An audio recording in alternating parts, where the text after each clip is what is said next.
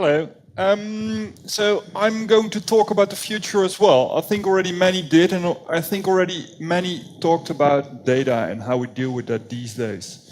But I'll show you what, from my point of view, the future of data visualization will be. And I might imagine that some of you might think like, okay, data visualization, I've heard of it. And to start my presentation, I'm first going to show you a short video which explains a little bit what we do.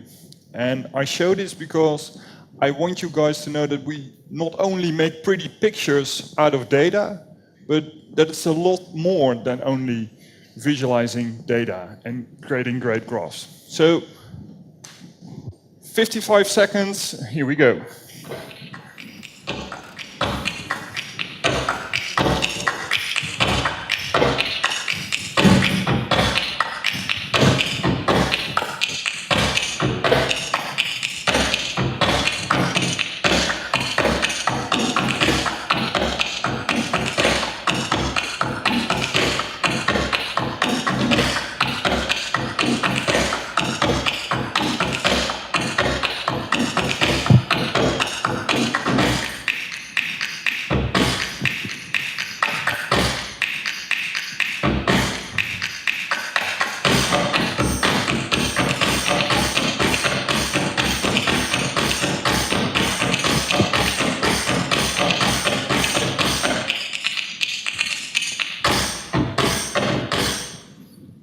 So, this gives you a brief idea of what we normally try to obtain. Just to give you a little bit of my background, I'm the co-founder of Gert Franke, and we're an interactive data visualization studio that creates solutions for companies like Google, Philips, Cisco, and amongst many others. We're with a team of around 20 people consisting out of designers and developers, and I'm proud to be able to say that we're not only situated in Utrecht these days, but since Tuesday we're also situated in Chicago, USA. So that's just an introduction about me, but I'm going to talk about data visualization, and therefore I go back in time, because I think society found around 2006 new oil, something that could do everything and solve everything. And this oil was called data. And this data, with this data, we had all kinds of new opportunities. And so we also started trying to do all kinds of stuff with this. And as me, I'm trained as a graphic designer. We also started creating graphs. These are by other people created. But we also started trying to create all kinds of visualizations, like these. Here you see some charts which visualized the weather of last year. And we did this for a couple of years to experiment with how we could use data to create visualizations. And in these charts, we included gigabytes of data. And people were really astonished about it. It was really interesting to see. And we also started creating movies, like this example. What you here see is the human chromosomes, and you see all the spots in the chromosomes of where we already know something about what it does in our body, the so-called gene expression. And as you can see, over the years, the amount of knowledge about our chromosomes is growing and growing. The only thing was that if I hadn't told you this story, it was quite hard to understand this. You really need my voiceover to understand this movie. And that's something we started to discover, that it's pretty hard to do this in such a way that's understandable for everyone. But eventually also one of the major banks of the Netherlands came to us and asked us, like, guys, can you create a dashboard for our employees in which the most important indicators about what the condition of the bank currently is visualized? So the so-called KPIs of the bank, the key performance indicators. And we managed to include in this gigantic overview 72 KPIs. And with this, employees could, in one view, see how the bank was performing. And we were really happy with this. It was a lot of information on one display.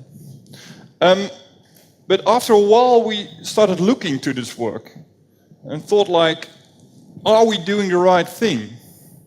Because that dashboard for those employees of those banks, did it have the right focus? Because there were 72 KPIs included in there. But what we figured out was that the people at the bank were only looking to the right upper corner. Because in the right upper corner, they could see whether or not they would get a bonus this year. So you could have asked also, oh, perhaps we should just have made this green field the entire display. And as I said also, if you don't have the context for this movie, if you don't understand that these are chromosomes and we're showing the gene expression, then you can't understand it. And the other thing was also that we visualized the weather of last year, but we also figured out that people aren't that interested in the weather of last year. They're mostly interested in the weather of tomorrow. And therefore, they thought it were interesting visualizations, but just looked at it once and then didn't do anything with it anymore. But I think the great thing is that we tried. We just tried a lot of stuff. And with that, we gained a lot of knowledge how to do it. And I think till today, we're still doing the same thing. We're just trying to figure out how to create the best possible thing. But that's really hard, especially if you have to deal with complex data, if you want to use all kinds of fancy technologies and want to create something creative. But I think we managed quite well in this project we did for the city of Chicago, and I want to go through this case in depth to give you an idea about how we work and how we create our solutions. So what we did, we were asked by the Chicago Metropolitan Agency for Planning, also called CMAP, if we could make an interactive visualization of the infrastructure of Chicago. The reason for that was that they had three major issues with their infrastructure. The first one was that in 25 years, the population of Chicago would grow rapidly from 8 million now to 12 million in 25 years. So the amount of people using the infrastructure would grow rapidly. Besides that, they had a lot of overdue maintenance concerning their infrastructure. A lot of maintenance should already have happened years ago and was still there. And last but not least, the infrastructure is a vital element of the economy of Chicago, due to the fact that Chicago is one of the logistics hotspots of America. A lot of cargo goes via Chicago, because from the East Coast, vessels can get to Chicago. That's the farthest point inland where vessels can reach the inner side, say, of America. So with these major challenges, they ask us like, guys, we have to start a public debate about this because we have to invest more money in our infrastructure to make sure we can overcome these challenges we are facing. So what we did is we flew to Chicago and started doing all kinds of workshops with them to figure out like, okay, what is your target audience? What are your goals? What are the stakeholders, etc., etc., etc. But on the other hand, also started investigating that data with their statisticians, like, okay, what can we use? What is the most up-to-date data? What's the most complete data, etc. And with this, we had, on one hand, we had the goals of the assignment clearly envisioned.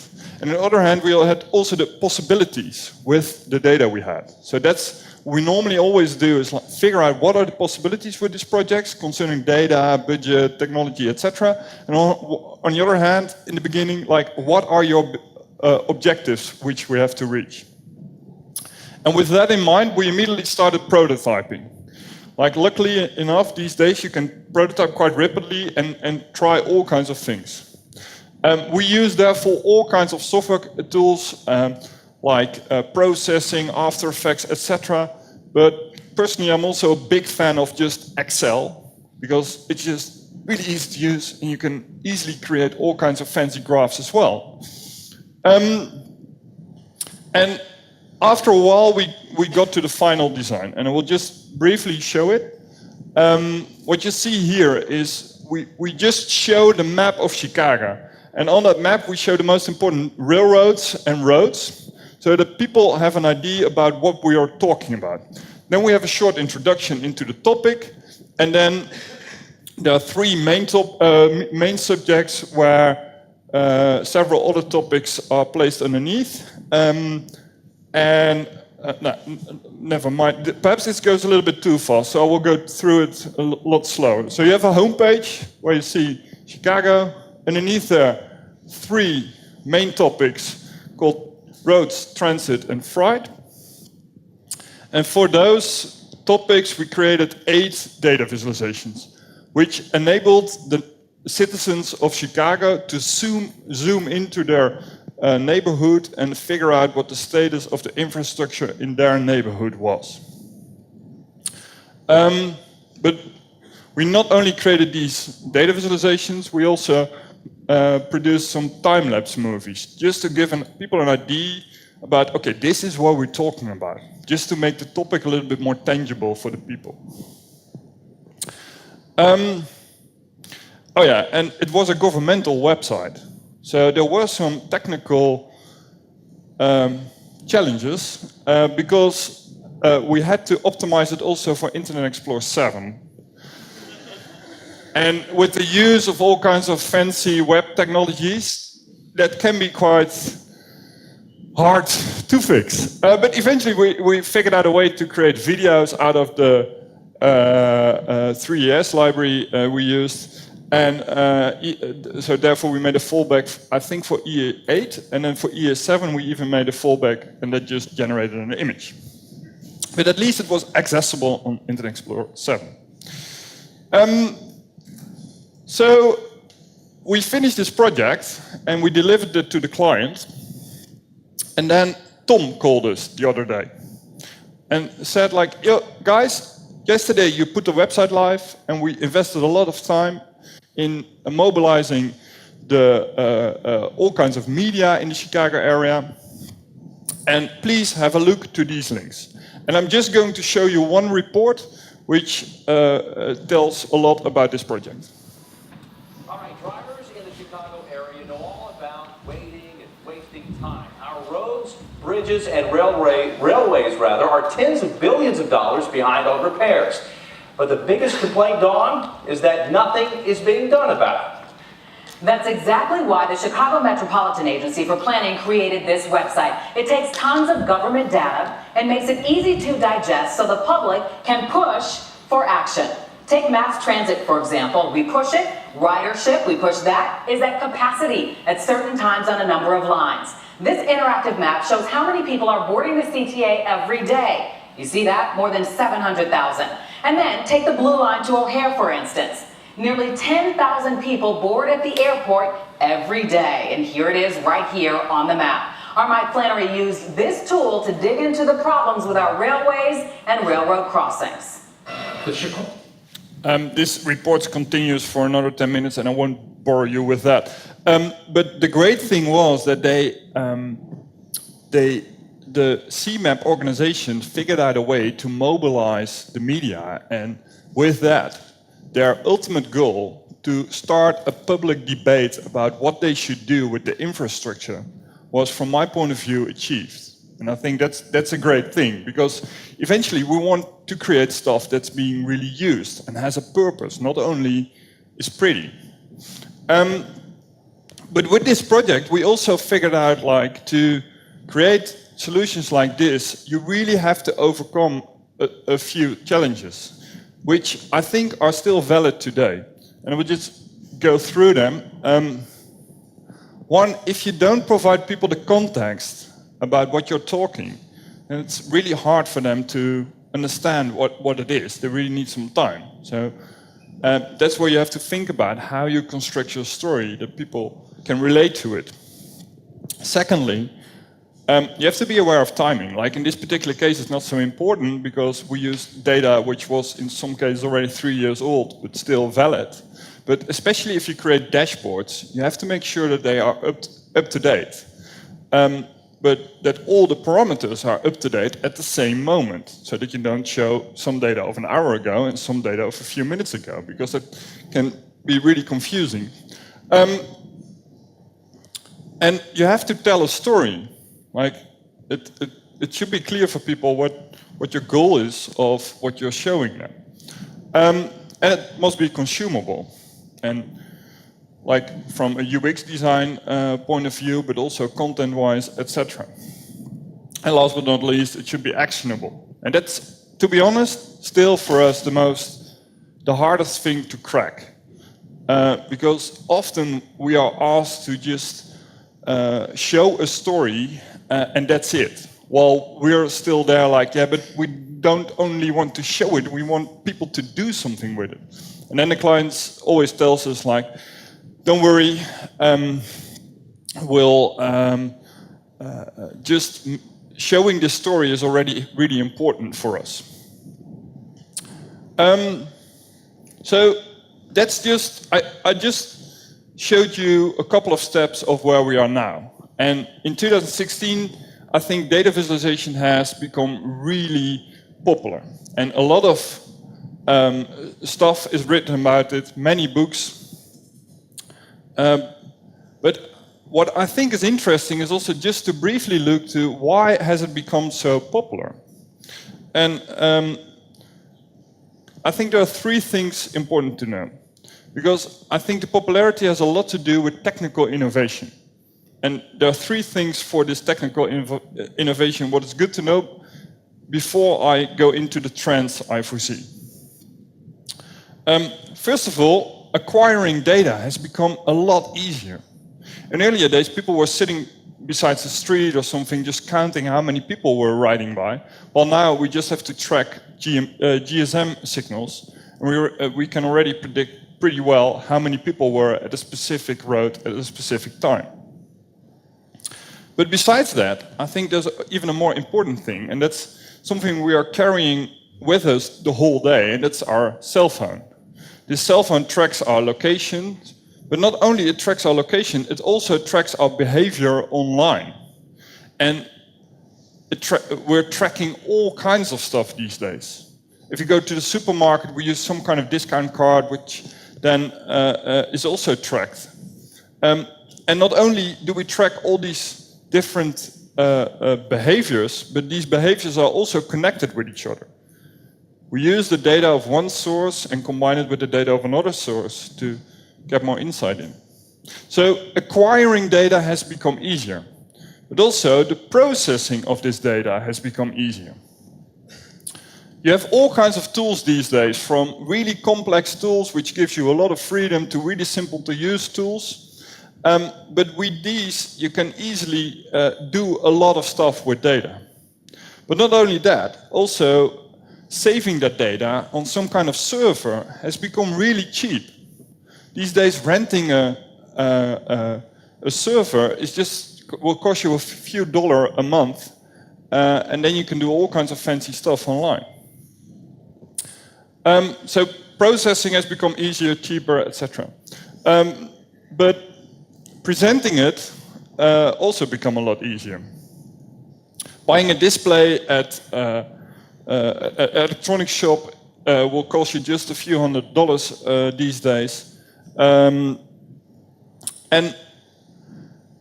We are continuously carrying a display device with us. This cell phone has a big screen on which we can visualize the data. But this technical innovation is there, and there are all kinds of fancy solutions we can use. But it's up to us, we as designers and developers, to still overcome these challenges, what I was talking about. If we don't tell a valid, interesting story, people will still not use our solutions. And I think this is still hard to obtain. But I think there are interesting stuff going on, and I will just go to that. Because if we step back in time again, in earlier days, data visualization were mostly about meta views, like visualizations of what is happening in a country, or and for example, the cumulative number of import and export. While these days, data visualization has become really personal and also everywhere. And I still think we're at the beginning of this, because we're still using the graph types and the way we visualize this as we did with that big meta visualizations. Well, I can imagine we can make these a lot more visual or a lot more personal as well. But we cannot only visualize more personal stuff, we can also now visualize stuff we normally couldn't see.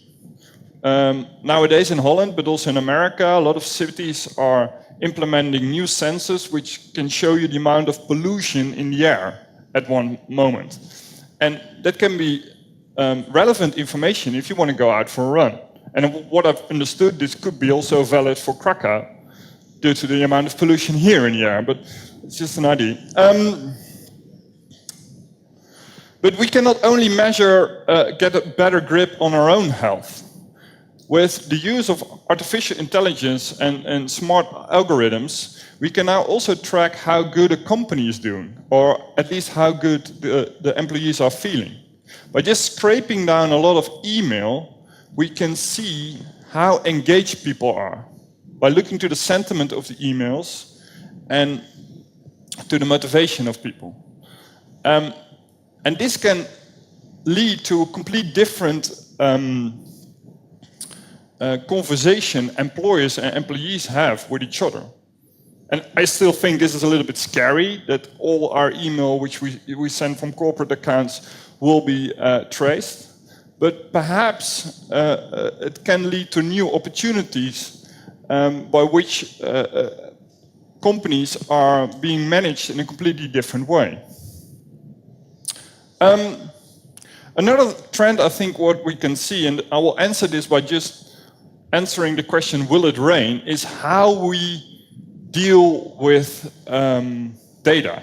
And to what extent the way we deal with data has changed the last years. And I'll do that by just stepping back again 20 years in time. And if we want to answer the question, will it rain, we had to look to the weather forecast on the television or listen to the radio or look in the newspapers. Well, in around 1995, all kinds of weather sites became available on the internet, and we were able to check whether or not it would rain at every given moment. Well, after a while, we also got these fancy radar images which enabled us to zoom into our specific location and see whether or not it would start raining at our specific spot. But later on, there were also apps that used your GPS location, and based on that, immediately showed you whether or not it would start raining in the coming hours. And there's even an app right now that enables you to connect your calendar to it, and based on that, see whether or not you have to bring an umbrella with you today, because it will look to whether or not you will have an appointment outside your building. And I'm showing you this is that I think we now have the ability to control the way we deal with this kind of data. It's up to us if we want to get an alert or want to look to that radar image. But that wasn't possible, say, 15 years ago. And this is just an example for weather data, but I can imagine that the coming years, this will be possible also for infrastructure information or pollution, etc. Another thing is that how we deal with the hardware has changed. The